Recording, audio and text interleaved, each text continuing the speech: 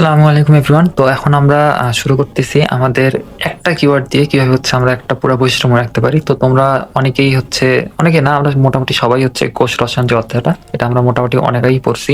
যেহেতু সামনে মেইনলি এটা ভিডিওটা হচ্ছে এসএসসি 26 বছরের জন্য, বাট 27 বছর দেখতে পারে, কারণ তারা হচ্ছে, আমার মনে হয় যেহেতু 3-4 মাস হয়ে গেছে তাদেরও কোষ রসায়নটা মনে হয়ে গেছে অনেকেরই।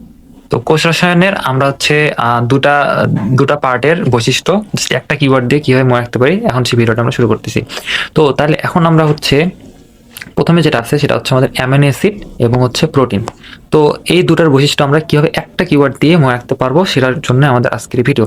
তো এখন কথা হচ্ছে, প্রথম কথা, আমরা জানি, সবাই জানি যে আমাদের যে অ্যামিনো অ্যাসিড, এটা হচ্ছে কি, অ্যামিনো অ্যাসিড হচ্ছে আমাদের প্রোটিনের মনোমার, অর্থাৎ অ্যামিনো অ্যাসিড অনেকগুলো মিলে সেখানে কি হয়, আমাদের হচ্ছে প্রোটিনটা হয়, তাই না? আচ্ছা, তাহলে এটা আমরা জানি সবাই।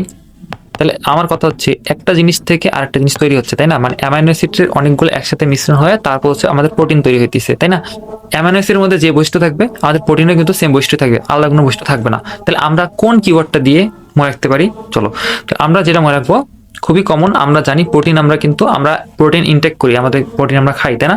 এবং তার উৎকৃষ্ট উদাহরণ যদি বলি গোস্ত বা মাংস অথবা মাছ, তাহলে আমরা এটা দিয়ে আমরা পুরো বৈশিষ্ট্য মনে রাখবো ইনশাল্লাহ। তাহলে ট্রাই করি। তাহলে তাহলে প্রথম আমাদের কিওয়ার্ড হচ্ছে, ধরো মাংস অথবা মাছ, দুটোই আমি রাখলাম, সমস্যা নেই, তাই না? তাহলে এটা হচ্ছে আমাদের কিওয়ার্ড। এখন দেখো এটা দিয়ে আমরা কিভাবে মনে রাখতে পারি। আচ্ছা, সেটার আগে আমরা একটু বিশ্লেষণ করি যে অ্যামাইনো অ্যাসিডটা আসলে কি জিনিস।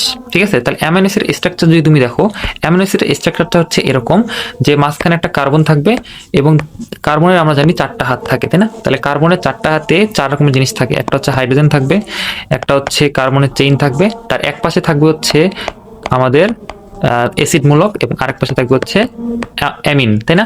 এটাই হচ্ছে আমাদের কিসের গঠন, এটা হচ্ছে আমাদের অ্যামিনো অ্যাসিডের যে গাঠনিক স্ট্রাকচার, তাই না?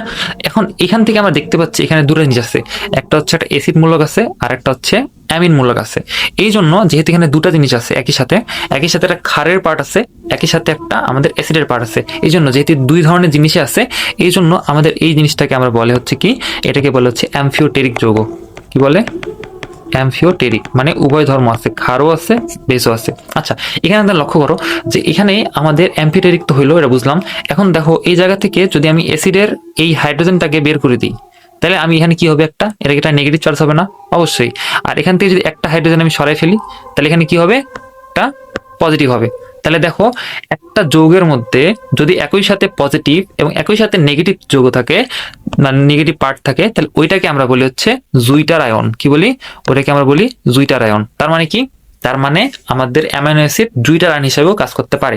তাহলে আমাদের প্রথম কথা আমি বুঝলাম যে অ্যামাইনো অ্যাসিডের স্ট্রাকচার এটা। অ্যামাইনো অ্যাসিডের স্ট্রাকচারে আমরা দেখতেছি যে এখানে একটা অ্যামিন গ্রুপ আছে, এটা হচ্ছে আমাদের অ্যাসিড গ্রুপ আছে, তাই না? অ্যামিন গ্রুপ এবং হচ্ছে অ্যাসিড গ্রুপ আছে, এবং এই যে দুটা ধর্ম একসাথে আছে, ক্ষার এবং অ্যাসিড, এই জন্য এরা কি বলছে কি, আমরা অ্যামফিওটেরিক, তাই না? এটা কি বলছে কি, অ্যামফিওটেরিক। এখন এর সাথে হচ্ছে আমরা দেখলাম যে আমরা কার্বোক্সিলিক থেকে একটা হাইড্রোজেন যদি সরাই ফেলি তাহলে সেটা হচ্ছে নেগেটিভ হয়, এবং যদি আমাদের অ্যামিন থেকে একটা হাইড্রোজেন আমরা সরাই দিই তাহলে সেটা পজিটিভ হয়। যেহেতু একই সাথে নেগেটিভ এবং পজিটিভ দুটো একসাথে আছে, তাহলে এরকম যৌগকে আমরা, মানে এরকম আয়নকে আমরা বলি জুইটার আয়ন। তাহলে আমাদের মোটামুটি স্ট্রাকচার শেষ। এবং এটার সাথে একটা বোনাস কথা, যে যদি হচ্ছে আমাদের কার্বনের 4টা হাতে 4 রকমের জিনিস থাকে, একটা কার্বনের 4 হাতে যদি 4 রকমের জিনিস থাকে, তবে সেটাকে আমরা কি বলি, সেটাকে আমরা বলি হচ্ছে কাইরাল কার্বন, তাই না? সেটাকে আমরা বলি কি, কাইরাল কার্বন বলি। তাহলে অ্যামাইনো অ্যাসিড বা প্রোটিন যাই কিনা হোক না কেন, এগুলো হচ্ছে একটা কাইরাল কার্বন, তাই না? আচ্ছা, তাহলে আসো এখন আমাদের কিওয়ার্ডে আমরা চলে যাই। তাহলে আমাদের কিওয়ার্ড ছিল কি, আমাদের কিওয়ার্ড ছিল হচ্ছে মাছ অথবা মাংস বা দুটো একসাথে মিশ্রণ, তাই না? এটা আমাদের কিওয়ার্ড ছিল। তাহলে চলো এখন এটা দিয়ে আমাদের কিভাবে আমরা মনে রাখতে পারি। দেখো, প্রথম কথা বলো, মাছ মাংস, এটার কি কোনো ফিক্স কালার আছে? কোনো কি ফিক্স কালার আছে? নাই, কারণ মাছ দেখতে হয় অনেক রূপালী হয়, সাদা হয়, তারপর মাংস দেখতে কোনো লাল হয়, আবার কিছু মাংস আছে কালো হয়, কোনো ফিক্স রং নাই। তাহলে 4 নম্বর পয়েন্টটা দেখো যে এরা বর্ণহীন, অর্থাৎ আমি বলতে পারি যে এদের আসলে কোনো ফিক্স রং নাই, এই জন্যই কিন্তু এরা বর্ণহীন। ওকে, এরপর দেখো, তুমি যদি মাংসের কথা চিন্তা করো, মাংসের স্ট্রাকচার যদি তুমি দেখো, চিন্তা করো, তাহলে মাংসের স্ট্রাকচার কিরকম, অনেকটা ঘনাকৃতির মতো না? মাংসের পিসগুলা দেখতে ঘনাকৃতির মতো না? তাহলে ওরা দেখতে হচ্ছে স্ফটিকাকার, ঠিক আছে? আচ্ছা, এরপরে আসি আমাদের পরের যেটা। তাহলে এখন কথা হচ্ছে, মাছ বা মাংস তুমি যদি মুখে কাঁচা অবস্থায় নাও, সেটা কি তোমার কাছে স্বাদ লাগবে? কোনো স্বাদ আছে তার? কোনো স্বাদ নাই। তাহলে এই যে দেখো এরা হচ্ছে স্বাদহীন। ওকে, তাহলে স্বাদহীন। এখন হচ্ছে তারপরে যে দুটো ওয়ার্ড আছে মিষ্টি বা তিক্ত, এগুলো আসলে অতটা ইম্পর্টেন্ট না যতটা না ইম্পর্টেন্ট হচ্ছে স্বাদহীন। তাহলে আমরা প্রথমে জানলাম যে এটা বর্ণহীন, স্ফটিকার, স্বাদহীন, শেষ। এরপরে আমাকে বলো তো যে আমরা যে মাছ বা মাংস রান্না করি, আমরা কি সাথে সাথে রান্না করে মানে খাইয়ে নিতে পারি? না, আমরা হচ্ছে সেটাকে গরম করি, সিদ্ধ করি, তারপর হচ্ছে খাই। অর্থাৎ অনেকক্ষণ ধরে আমাকে তাপ দিতে হয়, অনেক তাপ দিতে হয়, তাই না? তাহলে এই জন্য এরা হচ্ছে কি, এরা হচ্ছে উচ্চ গলনাঙ্ক বিশিষ্ট।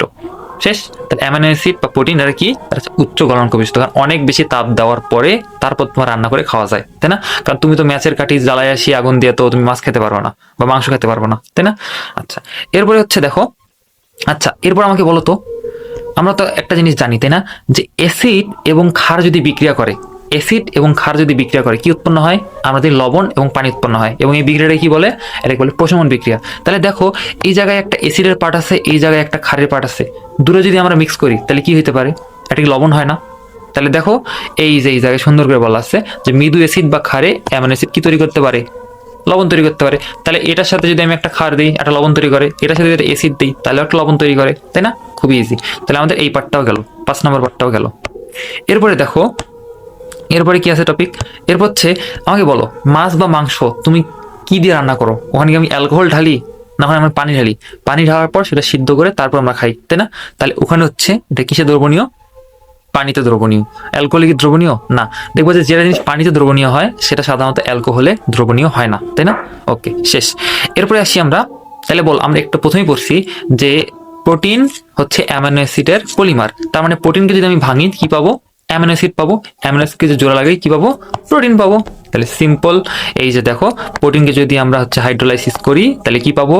আমরা প্রোটিনকে হাইড্রোলাইসিস করলে পাবো হচ্ছে অ্যামিনো অ্যাসিড। ক্লিয়ার? একদম ক্লিয়ার। এরপরে হচ্ছে লাস্টলি বলো আমাদের যে দেহ, এই যে আমাদের ত্বক, আমাদের সবকিছু কি দিয়ে তৈরি? আমাদের দেহের 55% হচ্ছে প্রোটিন। ওকে, তোমার মেডিকেল আসলে তোমাকে এটা প্রথম দিনে মুখস্থ করা লাগবে। তো মেইনলি বোঝা যাচ্ছে যে আমাদের বডির পুরো পার্টটাই কি দিয়ে তৈরি? প্রোটিন দিয়ে তৈরি। আর প্রোটিনের যদি হচ্ছে আমরা ব্রেকডাউন করি তাহলে আমরা কি পাই? অ্যামিনো অ্যাসিড পাই।